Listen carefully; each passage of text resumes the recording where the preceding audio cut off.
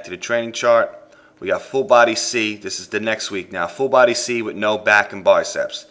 All right, same thing. Full body C is an emphasis on shoulders. So shoulders will be first. You get more sets there. We're skipping back and biceps. All right, so I would do your warm-up sets here, 1 to 2 or 2 to 3 super light warm-up sets that don't count toward this set count, just to get warm, and then you get into this standard style work. Now, when you go to do chest, I don't think you need those 1 to 2 sets, because the shoulder area, that gets that whole chest area warm anyway. I think you can get away with just jumping into this. All right, you got to think in terms of when you're doing those super light warm sets, you got to think in terms of areas on the body. Shoulders and chest, they kind of work together. Triceps, yeah, because you're pushing. It's all that pushing motions. Back and biceps, they kind of warm up together. And whenever you transition into legs, I would do those 1 to 2 super light high rep warm sets, because you're not, when you're warm in the chest, shoulder, tricep area, you're definitely not warm in the legs. Here's your triceps, 2 warm sets if needed. Get into back, and this is how it goes. Now on this day, we're skipping back and biceps. Okay, so we're skipping this and we're skipping this. And as you can see on our chart, our focus day is back and biceps.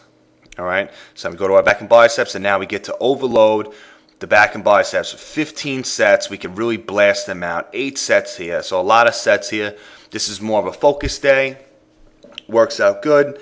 When you're looking at the charts, make sure you pay attention to the rep range. Make sure you leave out the body parts that you're supposed to leave out.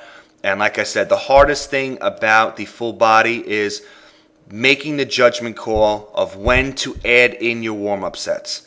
I mean, there are warm-up sets listed where I feel like it is absolutely essential, but there are going to be times where you may have to add in super light warm-up sets on your own. There will also be times where you're going to have to add in these very awkward warm-up sets.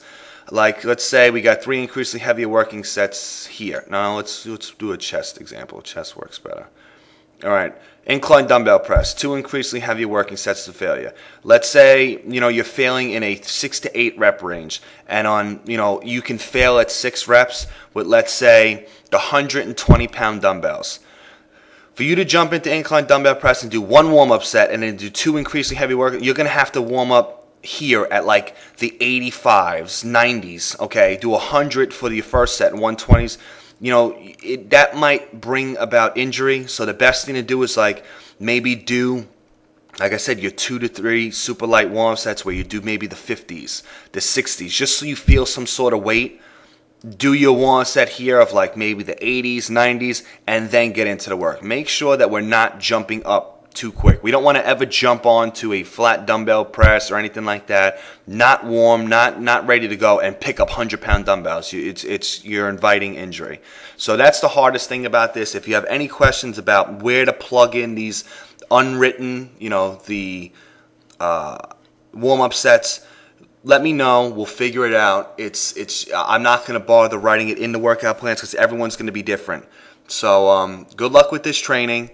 I like it. A lot of the clients like it. If you have any questions, let me know, and we will take care of it. Thank you.